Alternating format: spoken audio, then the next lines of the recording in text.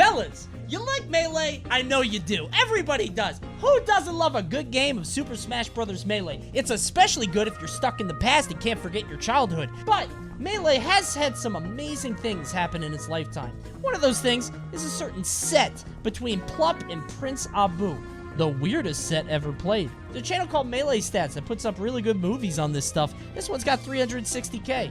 And when I saw the weirdest set ever played, I said, really? The weirdest? I've seen a lot of Smash sets. I'll be the judge of that. I will say, a lot of the things that I come into this on, I don't know. Like, I already know what's gonna happen, but I don't know the whole story. I know nothing about this. And I hear it's a good video. So we're gonna watch a little movie. The Wimbledon 2017 final is everything you could ever ask for. Did I click on the wrong video? It's a match that matters. A match which will represent something in the sport's history. A match with a narrative arc which feels plagiarized from a direct-to-TV sports movie. 5,217 miles away. It's an arid 111-degree day in Las Vegas. I was there! I was there! I've been there! I actually was there this week, actually. I was just there. That's Evo! Two men are on a stage, surrounded by a couple hundred people at most. I don't know this set at all. The man on the right is Plup, and his presence on the stage surprises nobody. He is an absolute titan of Super Smash Bros. Melee. And a panda. 3 months before Evo, Plup decided to play Luigi in a major tournament for no real reason at all. He was just bored and thought it would be fun. Well, with poor Luigi, Ginger. A character inarguably not even in the top 10 Nintendo, dude! Not Nintendo, dude, no! It was like if someone entered the French Open only serving underhanded, and then made it all the way to the semifinals. He is just that much better I didn't know he did that. I didn't know he did all that. Dude, I'm glad we picked him up, bro. He's been on way longer than I have. And the man he is sitting next to is having the run of his goddamn life. But dude, I think Melee's fate actually rides on PrinceAbu. Really? I'm interested in this theory. I remember this convo, him saving Melee, right? But one very simple thing places an enormous amount of attention on PrinceAbu. As of this tournament, there are no other Puff players besides him and Hungrybox in the top 50. Yeah, he's like the only guy, right? Like now it's Toussaint. And for a while, Soft was in the mix, but Soft is like, doesn't play anymore. Being the only Jigglypuff other than HBox is such a prestiged place to be. Because you're the only person people could go for practice. Since Hungrybox is notorious for refusing practice matches with other players, PrinceAbu is the best Puff practice partner in the world. Hungrybox's opponents love PrinceAbu, and PrinceAbu Wait, does he only play? Loves them back. Does he like play? A bird hopping around inside a crocodile's mouth. It's a beautiful, absurd harmony. Yeah, it's a symbiotic relationship. Yeah, that's nice. Top players would host fundraisers to fly PrinceAbu out to events they were attending, including prestigious invitational tournaments that Abu did not qualify for. They just I did not wanted know him this. there. There was always this quietly threatening undertone when talking about bringing PrinceAbu along to events. It was as if everybody was saying, get PrinceAbu to this tournament unless you want a Hungrybox to win. That's actually debatable amazing. How much of a difference his presence at any given tournament made, but PrinceAbu, in a very literal sense, was a critically important person for the top level of the game. That's so fucking fun. Dude, imagine being HBox here. You pull up and you see him here, this fucking guy again. And you're not even mad at him. He's a nice guy, but you know people are doing it specifically to fuck with you. This guy gets to travel the world specifically to stop you from succeeding. And it doesn't even work. HBox should pay him to stay home. Honestly, now, maybe that's why he's farming Ultimate Kids. Oh, dude, I saw some not cleans. I'm seeing some not cleans in the chat, by the way. I got gifted a likely story. The beginning of Game 1 at first glance isn't much different from any other high-level Fox vs. Puff set. 39 seconds in, he catches Plup's movement to a platform with a single up air. Yeah? This would be the last time PrinceAbu would hit Plup for the entirety of Game 1. Huh? In the next 67 seconds, Plup will win neutral 17 times in a row. Huh? Oh, no. PrinceAbu, no. You know what? You got a free trip. You got a free trip, brother. Hey, thanks for prepping it for HBox. PrinceAbu floats back to the stage, and Plup once again runs in with virtually the same jab. PrinceAbu, a good player and winner's top 32 at EVO, is prepared this time. Yeah. He ASDIs the jab and instantly shields. Sick. Now, surely an attack following a jab cannot harm him. Plup executes a precise up air which attacks the tiny sliver of Jigglypuff's ear, which is not covered by the shield. The Jigglypuff. Her hair. A technique popularized in a video which came out 4 days prior by no! PrinceAbu's friend. PrinceAbu almost seems to see this coming. No. He tries to angle his shield upwards to protect Jigglypuff's ears, but it doesn't matter. Her It works hair. anyways. Her little On the mic, tuft. after escaping the drill, PrinceAbu once again tries to shield. No. Please do not hurt me any longer. Leave him. Let him go, Plup. Plup just stands there, Let him go, well Plup. within grab range, staring point blank into Abu's rapidly draining shield. Let him go. All PrinceAbu has Release to do him. is press the A button. Leave After him alone. an excruciating second, Plup crosses up the shield and grabs PrinceAbu right as he cracks and tries to jump away. Up throw up airing him to end game 1. Oh no! Between games, Oh no, that's so sad. He ran past him. That's the worst thing you could do. He wasn't even he could have just stood there. He could have grabbed him. He ran through him. That's cruel. This is mean. between games, Toph offers the following commentary. That, wow. That was maybe the worst beating I've ever seen on an EVO stream.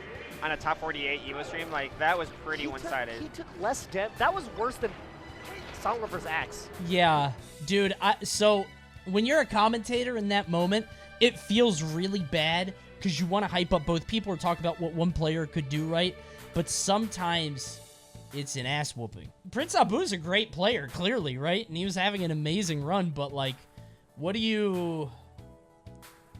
Man. Of course, Toph is referring to the infamous EVO 2014 set, where Axe wins the final game of a 1-to-1 set in under a minute. This is Silent Wolf's legacy. Isn't that so insane? Every set you ever sit down to play in Super Smash Bros. Could be your legacy. You could get fucked. There was a tournament that I played, or that I commentated, Smash and Splash, one of them, and I forget, but I was commentating Elegant versus Rag. Elegant, obviously a strong Luigi player. He's upcoming. He's been making a lot of waves. He's been doing great. Rags is on the run of his life. Rags is killing people. He's slaying people. He's playing Meta Knight in Smash 4. He's a great guy. He's a really cool guy, and he's a great player, and I really like him. And he goes up to fight Elegant, and he got Omega wiped. It's like I'm watching him being slaughtered and I'm egging it on. And I can feel the words leaving my body, but I don't feel good about it. Like, as I'm commentating it, I'm like, I'm just shit-talking him. He's just getting destroyed, and I feel so bad. Because, like I said, I like the dude, but it was just a blowout. To be fair, he had a very good sense of humor about it. He was like, yeah, sometimes that happens, which is true. Like, that will happen to all of us in competition. It just sucks it happened on that big of a stage.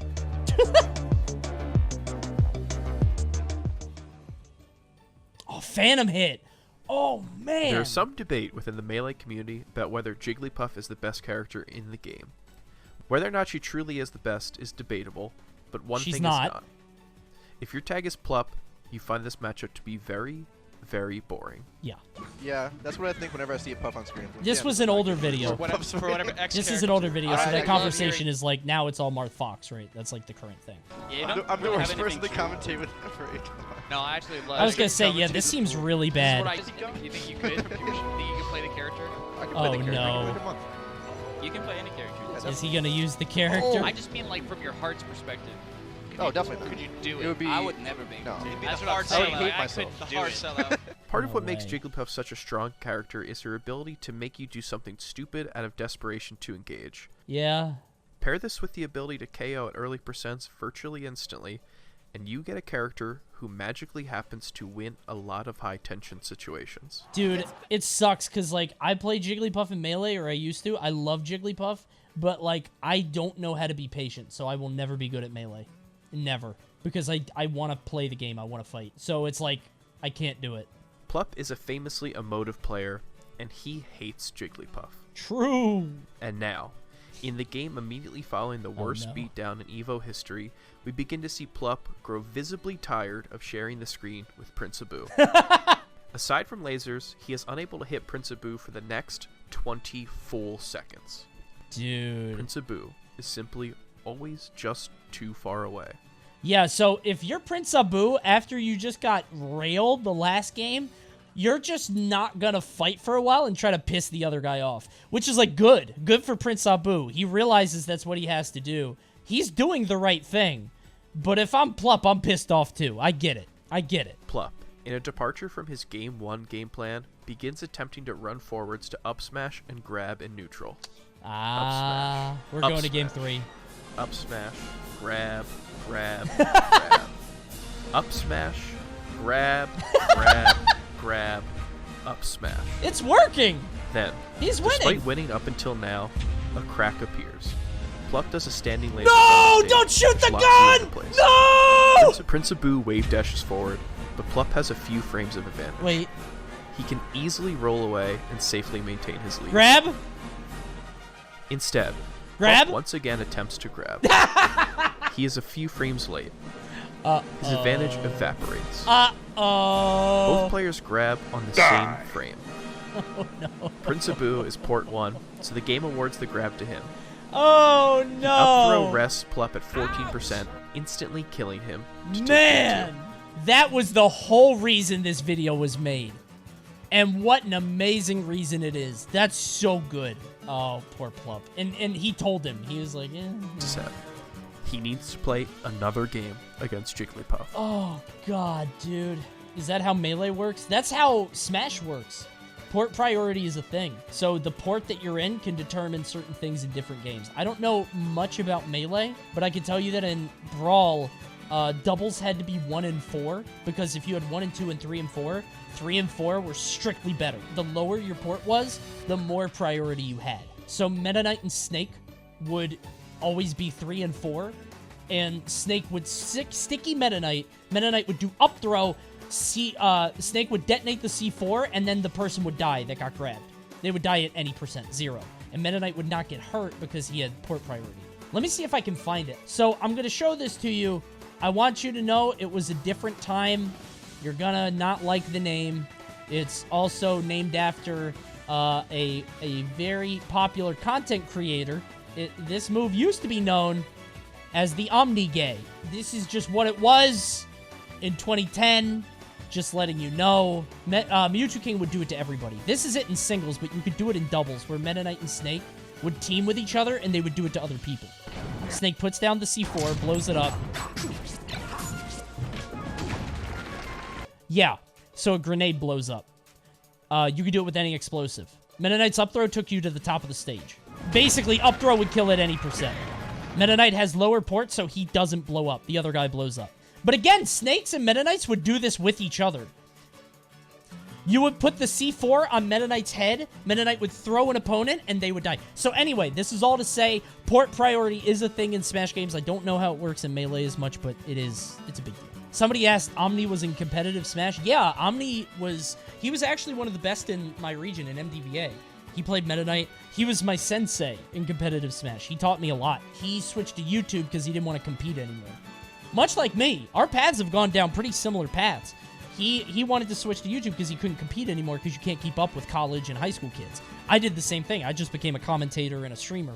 He's doing YouTube and stuff. So. After Abu correctly reads Plup's recovery angle, Abu wipes his hands on his pants, and Plup closes his eyes to collect himself for the next stock. Neither player immediately notices that Plup isn't actually dead. Randall! How have I jumps never out to seen hit this? Plup, who hasn't moved, and misses. Plup's eyes are still closed. What the fuck? The thing is, you can laugh at Abu there. You can laugh at Abu here, but he absolutely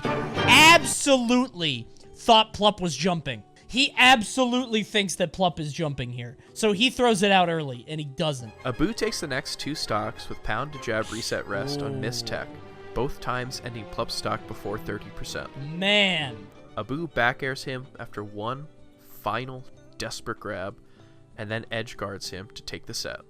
Plup ended up placing 5th after a commendable run through Ryan Ford, Swedish Delight, Axe, and the Moon, before eventually losing to Hungrybox.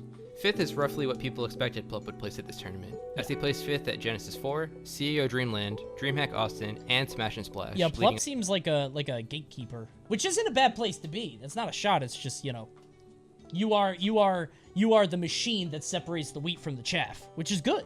8 days after the set, Plup would beat Hungrybox twice and route to his first major victory at DreamHack Atlanta. They gave him a trophy, which would fall apart in his hands within minutes of his victory. The DreamHack trophies were so funny. They did this every goddamn time. Not a joke. Coney, go back and watch Xbox and Plup. What, the handshake thing? Plup would beat Hungrybox twice and route to his first... Yeah, that's just normal. That happens. One guy wants a fist bump, one guy wants a handshake. That's not that crazy. Unless you see... Hold on. Wait. If you like that, I don't know if you guys have ever seen this. Hold on. We salute you. DM15 back on commentary, and is this game 2? No, this is game 1. Oh, okay. All right. So we got Vishal. We salute you. I love that so much. The way he gets up with so much enthusiasm. Dap me up, bro. Back on commentary, and is this... If you guys have never been to a tournament, it's standard etiquette in doubles to fist bump everybody. You can fist bump your partner. That's a little weird. If you live in the Midwest, you fist bump after every stock. It's very weird. What is going on in the Midwest, by the way? Why do you guys do that? Every time I go to a Midwest tournament, they're so polite and enthusiastic. If I get any stock, they're like, well, great stock, bro. Great stock. Very weird. It's not that Plup was bad against Jigglypuff. In fact, if Game 1 was any indication, he was far and away one of the most elite players against her. There was no broad, meaningful takeaway from the set, no huge paradigm shift before and after. Sometimes, when you play Super Smash Bros., you just lose. True. Plup vs. PrinceAbu at EVO 2017 is one of my favorite sets. It's never equal heard of that parts set. monumental That's crazy. and meaningless. To me, this set captures Melee in its unromantic, true self. There's no storyline behind this set because Melee players are not fictional characters. They are just people. Things don't happen according to storylines. Things just happen. And storylines are a superimposed thing we use to make sense of those things that happen. Melee tournaments are, at their core, gatherings of extremely weird people playing an extremely weird game. Extremely? During which extremely weird things happen, constants which are worthy of being called favorites for people who subscribe to the idea that Melee is scripted, that the players are heroes, villains, or gods. Which is weird, But the most amazing thing about Melee is that it takes place in reality. A niche sub-community of a sub-community with all its mundane like somebody weirdness you like, attached but don't to be it. weird about it, okay? And what better a set to encapsulate all of this than the weirdest, most unnoticed set ever played? What's funny is that when you watch that in hindsight, and you just see Plup doing nothing but grabbing and up smashing and like playing how he wants, you see people do that all the time when they get to that level of they just get super stubborn, especially in a super emotional, bullheaded player like Plup can be sometimes, you know? It's insane. There's a lot of players who never go up a level because that's how they always play. The best way to get good at Smash is to have a good autopilot. If you don't have to, and I've said this like a million times, if you have a good autopilot, it means you don't have to use your mental energy on lower level matches, like in pools matches, and then you save that for later. If your autopilot can beat people's tryhards, you're fine. You're perfect. That's a good movie. Guys, check out this channel. This is MeleeStats. They only have 20k subs. That's crazy. This is a really good... that had so many views. Check this one out. MeleeStats. I'm going to drop the subscription on that one. I would love to see stuff like this with Smash 4 and Ultimate. Unfortunately, Smash 4 is like... so many games were weird. The game itself was very volatile. And also, you can't use a lot of footage now because that's all people will talk about.